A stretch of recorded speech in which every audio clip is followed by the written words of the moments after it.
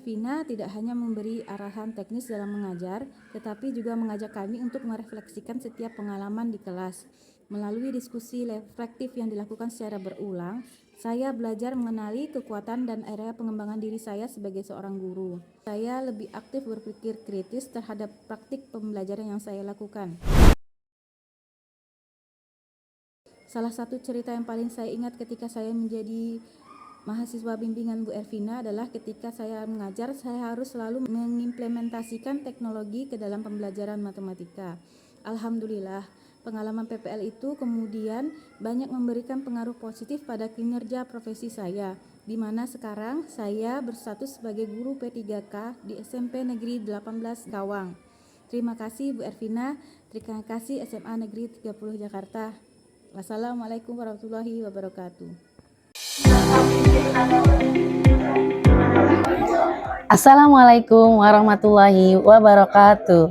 Perkenalkan, saya Ervina Lutfiati, guru matematika di SMA Negeri 30 Jakarta, yang juga memperoleh kesempatan menjadi guru pamong bagi para mahasiswa program PPG Prajabatan bersama LPTK Universitas Negeri Jakarta. Melalui video ini, saya ingin berbagi pengalaman praktik baik yang saya beri judul Mentoring Berbasis Reflective Cyclical Coaching sebagai upaya meningkatkan reflektif mahasiswa PPG Prajabatan dalam mewujudkan pembelajaran mendalam di SMA Negeri 30 Jakarta. Sebagai guru pamong, saya meyakini bahwa pembimbingan terbaik bagi calon guru bukan sekedar memberitahu, tetapi mengajak mereka ikut merefleksi dan tumbuh dari pengajaran mereka sendiri. Saya memilih pendekatan reflective cyclical coaching karena saya ingin mahasiswa menyadari secara utuh segala perubahan sekecil apapun selama mereka upayakan dalam pembelajaran, mulai dari perencanaan, pelaksanaan, hingga evaluasi juga refleksi di setiap pembelajaran. Diawali dengan meminta mahasiswa untuk melakukan monitoring pada saat saya mengajar di kelas. Dalam tahap ini, saya berperan sebagai fasilitator dalam pembelajaran siswa, menjadi observer yang mencermati suasana pembelajaran yang saya bangun dengan menerapkan kurikulum merdeka, pendekatan pembelajaran mendalam dengan 3 aspek utama, yaitu joyful, meaningful, dan mindful. Pada tahap observasi ini, saya selaku guru pamong menemukan tantangan yang cukup menarik, di mana sebagian mahasiswa belum terbiasa menggunakan atau memanfaatkan teknologi pembelajaran secara digital, seperti penggunaan barcode interaktif, Canva, Wordwall, dan sebagainya, di mana para guru sudah terbiasa untuk menciptakan suasana pembelajaran aktif dan menyenangkan dengan memanfaatkan teknologi digital. Tantangan tersebut kami jadikan sebagai bahan diskusi dan refleksi bersama agar mereka lebih siap menghadapi kebutuhan pembelajaran abad ke-21. Selanjutnya, setelah tahap observasi, kami melanjutkan ke diskusi reflektif dengan pendekatan coaching. Dalam sesi ini, saya tidak lagi memberikan arahan, tetapi menuntun para mahasiswa agar menemukan pemahamannya sendiri. Adapun langkah-langkah yang kami lakukan di antaranya. Pertama, saya menyampaikan tujuan diskusi untuk refleksi ini. Kemudian meminta para mahasiswa untuk menyampaikan hasil observasi mereka selama pembelajaran. Berikutnya, saya akan memunculkan beberapa pertanyaan pemantik agar mereka mampu menghubungkan hasil pengamatan dengan pengalaman belajar mereka sebelumnya. Yang terakhir adalah saya mengarahkan para mahasiswa untuk membuat perencanaan reflektif seperti penyusunan modul ajar, bahan ajar, materi tayangan, asesmen, serta refleksi untuk pembelajaran berikutnya.